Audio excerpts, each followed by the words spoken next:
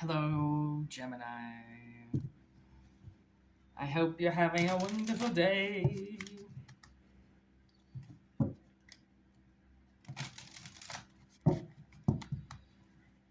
Take what resonates, leave what doesn't. Okay. I am starting to notice that people take me very literal, and tarot is not literal. Okay. The thing is that I have to say it a certain way, but it doesn't mean that that's actually the way that it's happening in 3D. Okay. I just have to say like a scenario. I just have to give you, it has to play out some way, but you can change the characters and you can allow the energy to flow. You know what I mean? It doesn't have to be like, one person was like, well, how can they like me if they're closeted gay? And I'm like, that's just the way it's coming out. They could be a closeted lover of yours, like they could keep everything behind closed doors, right? It's like leave it. It's supposed to be left so then you can somewhat interpret it, and like work with it. It's energy. It's movable. Okay. So what wants to come out for Gemini, please? Ooh, beautiful, the swan.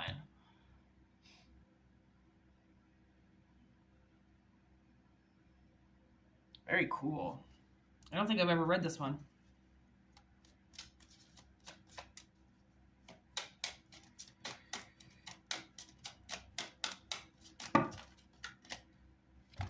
Ooh, Kingfisher? Those are beautiful birds. And we got the dog.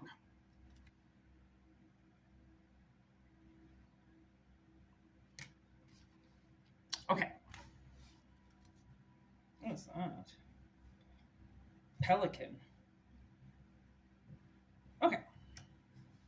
I also liked this one too. This one kind of just like kind of stuck out. It was on the top of the deck, so that's the pelican. So we're going to read that one too. We're going to have that incorporated with this as well. Okay. Okay. Okay.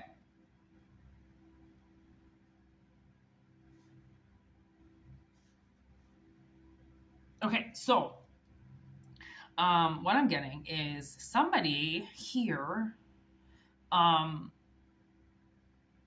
did some type of like self-sacrifice. Okay. They obviously did it. It was probably lined up in your karma to be done a certain way, to sacrifice a part of yourself in order for most likely mission. When it comes to sacrifice, it's most likely to do with some type of mission that you're here to do. Okay. And you had to sacrifice a lot of yourself in order to do it. Okay. And now I'm getting like parenthood, like somebody who actually parents a child properly sacrifices a lot of themselves in order for that love and that child to grow, right? Because there's a loss of innocence here and transformation with the swan. So I feel like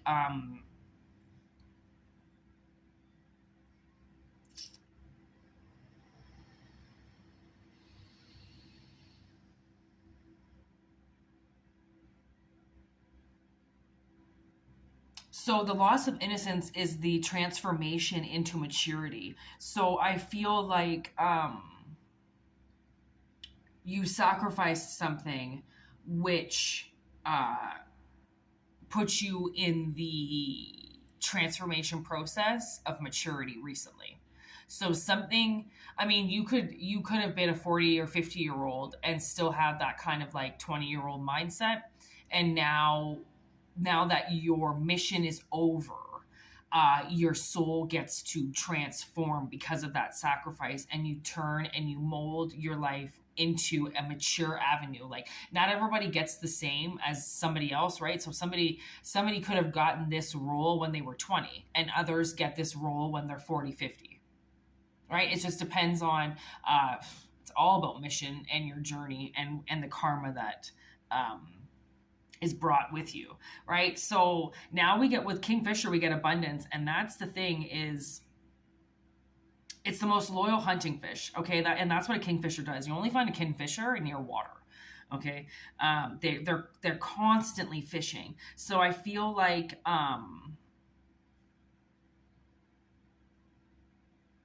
I feel like possibly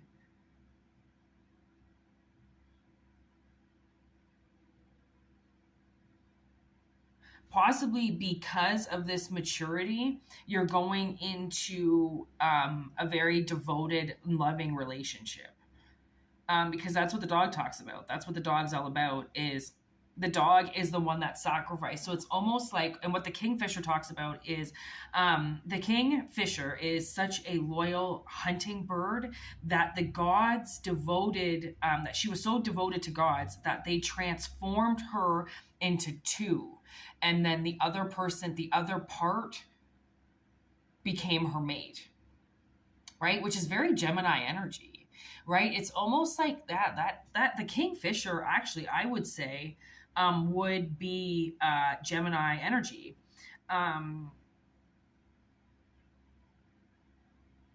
Yeah, the kingfisher is commonly associated with peace and promise of a good fortune.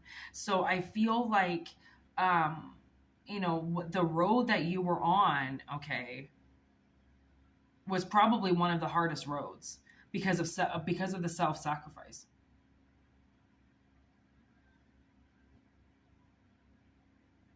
Something to do about possibly your parents.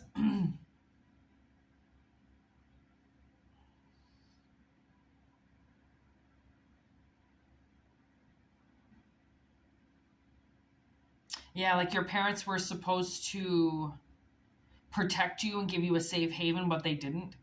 So there's, you had to sacrifice your family, which became a self-sacrifice, because once you separate from your family, then you're technically alone in this world. And there goes all your protection. There goes your shield. There goes everything, because that family dynamic, that totem, is now taken away, right? And that's probably maybe what matured somebody. Like, you could have left a family dynamic when you were really young, right? Like, I saw like 16, your parents could have been Amish or really hardcore Jewish or Christian, something like that. You broke away from them at a really young age. And that was the sacrifice that you made. And that's what turned you from youth to maturity, right? Because that kind of transformation, you can't stay at a young frame of mind and leave your house behind. Like, you have to be in that older, more processed mind, right? And that's what's bringing in the abundance now, is that the universe knows that you have sacrificed for yourself, right? And you could be in really like rough energy because you are alone. And so this dog comes in, okay, this devotion, this protection comes in as a service to you. It's like somebody is going to protect you. It's like their service, it's their job to do it.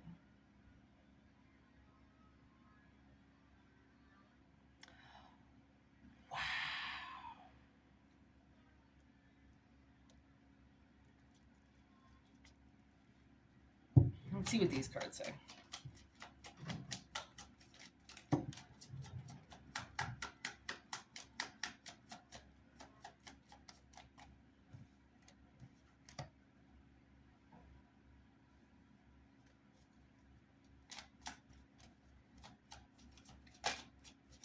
Yeah, like, you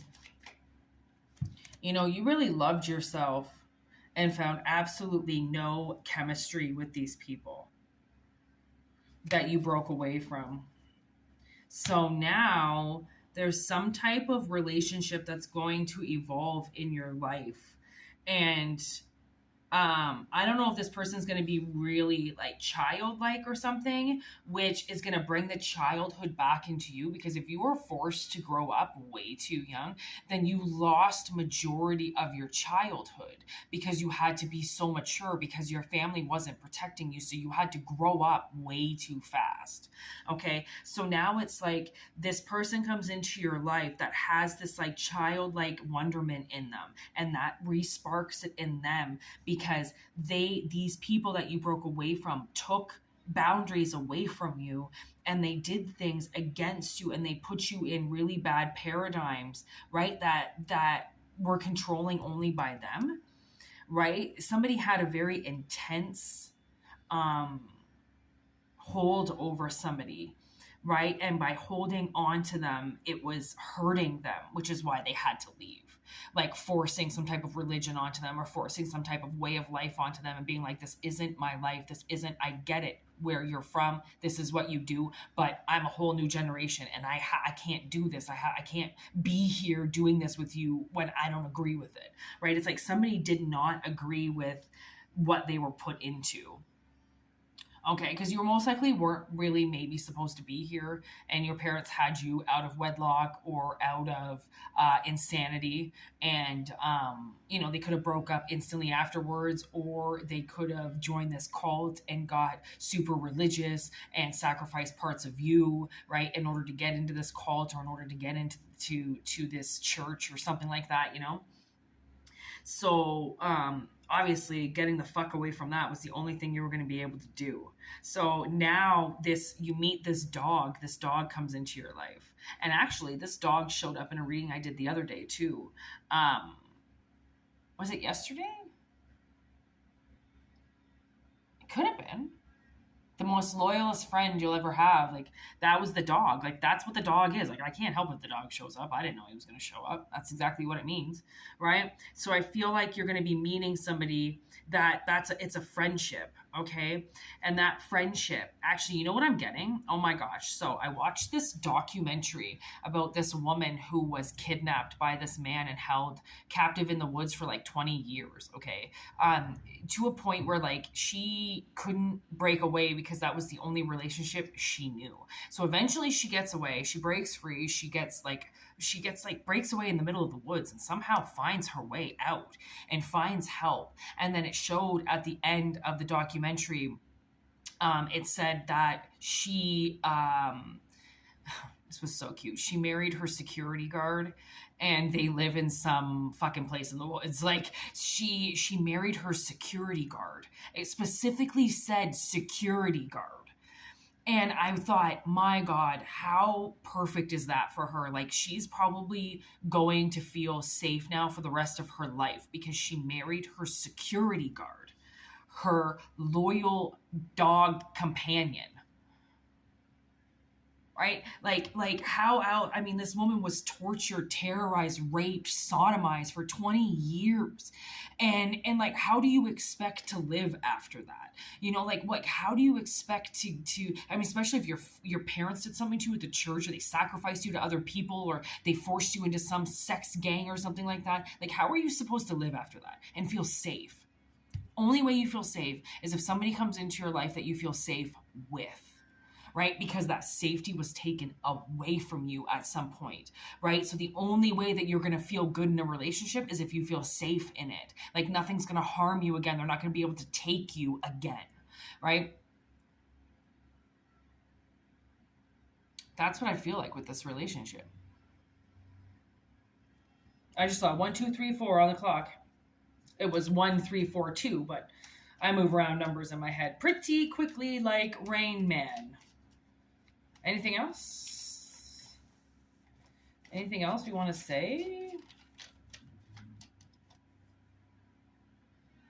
Yeah, there's definitely a huge third-party interference that has now been blocked. Okay, they've been blocked out of your life. And they clearly have keepsakes of you. They have memorabilia of you, right? They have got pictures of you and stuff. And those, I guess that was the way that they could interfere with you, right? Is to use camera magic and photograph magic, stuff like that. And now they can't do it anymore because of this person. Okay, so this loyalty dog that's coming in, okay, that's the connection right there. Boom, wedding rings. And it doesn't necessarily mean walking down the altar, but it's just more like a commitment. It's somebody that you can feel safe with, right? Eternal love, somebody that's not going to leave you, right? It's a soul connection. It's actually more important, I think, than anything to connect via the soul than 3D, right? Because your souls will know if you're compatible together or not.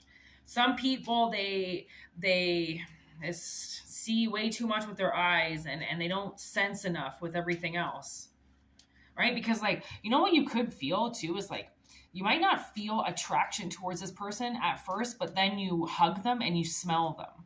And then that smell is like, you know, that smell, or you connect with that smell in some way. Like, you got to use other senses than just your eyes, right? You have to touch somebody. You have to embrace somebody. You have to have somebody in your presence in order to read their energy. If you know how to read energy, right? If you don't know how to read energy, I suggest you try learning how to read energy, because it's a miraculous thing. It's a curse and a gift, okay? Because in order to read somebody correctly, they can't be full of shit, okay? In order to read somebody correctly and say it, people have to be very open to hearing how full of shit they really are. And plus, you can't really call people out on it, because if you're picking up a sense about them, you can't say that out loud unless they're comfortable enough to hear it.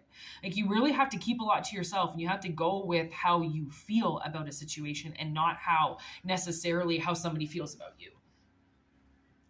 Motherfucker.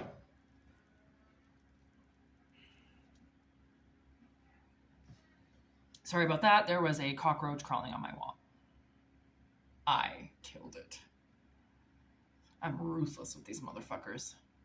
They're so little and so fucking small. They piss me off, man. Like, I have done everything I can to seal off my fucking apartment. They just keep getting in here. Getting in and getting in. Like, fucking pissing me off. Oh, look at that. On top of the deck. Stability, growth. Wonderful. And that's what I'm talking about. It's stability coming in. That's really, I think, what somebody needs. Okay, is to feel safe, secure, right? That's what this whole reading is about, is that you're getting out of this awful energy with these people and moving into something that's so much better, right? Like, no second chances for these people. Please do not let these people come back into your life, okay? Because they are vultures, okay? They're here to pick apart the most deadest, grossest things, and that you don't need to be a part of that. That's the whole reason why you left. You know what I mean? Like, the truth hurts, but some things just can't come back in, okay? And I know it sucks, but some people are just toxic as fuck. And no matter what you do, you can't come back around them. You know, like, it just ain't right. You got to kill it. Just like I did that roach. You got to kill that shit.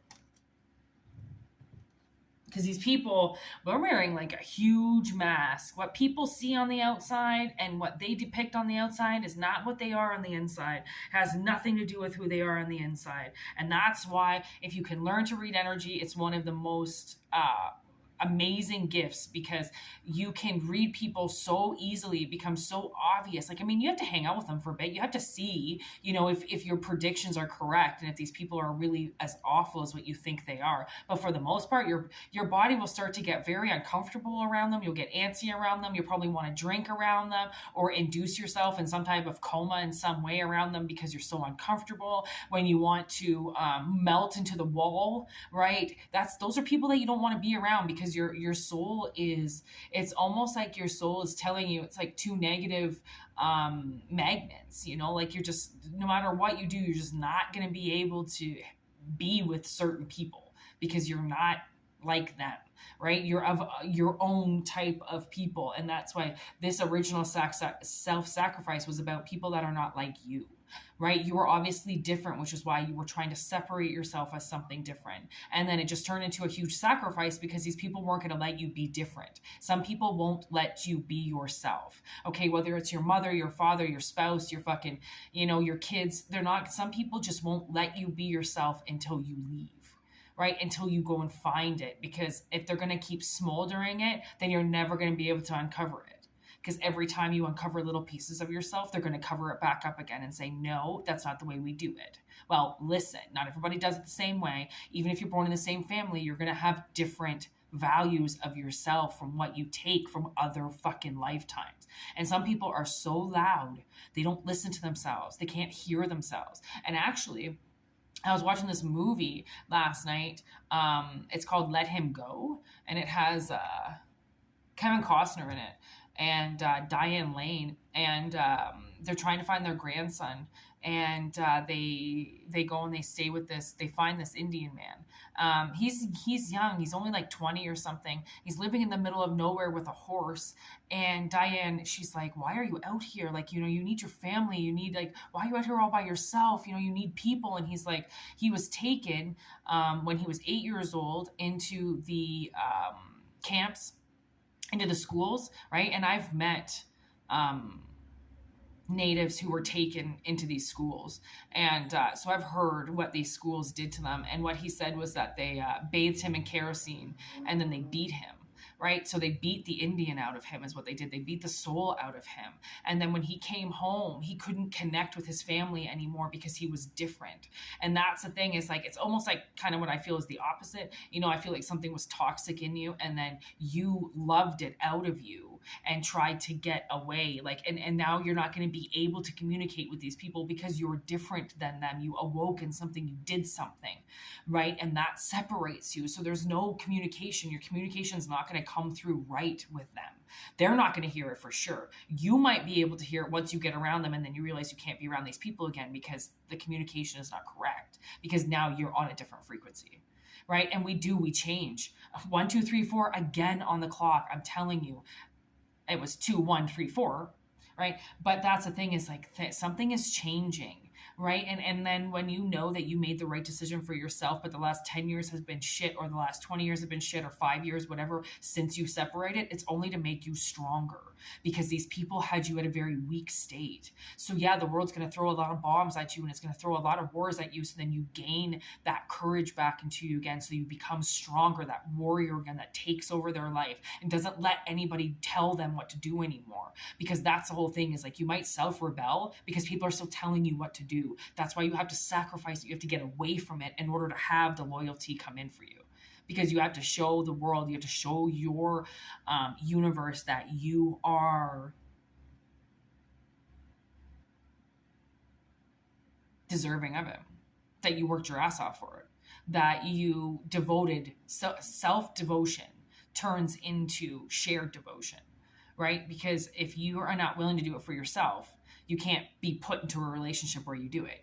Every relationship that we have reflects the current situation, kind of like, or state that we're in, right? And then there are relationships that are to help us mold through states, right? Because there's support systems, there's family. You're supposed to have people around you so then you can change and grow, right? And then when these people stop that, or when they tell you that you're not allowed to go and do something because it's against what they say. What do you mean it's against? It's just people don't want you to change. They don't want you to change the history or the bloodline or the dynamic of something. They want everything to stay the same, which is very torturous people, okay? Because everything needs to change. Everything needs to evolve, right? Things can't stay the same. All right? So, on the end of that note,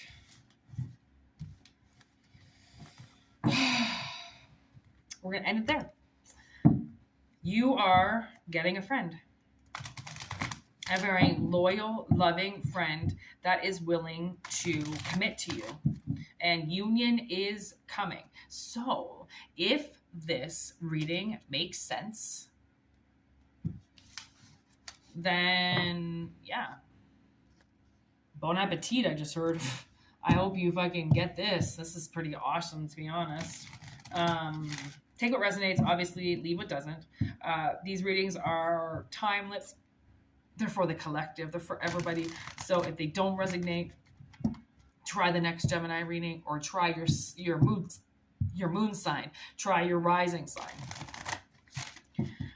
You can also try your Venus. You can try North Node. You can... So many other signs that you can connect to other than just your sun. Just so you know.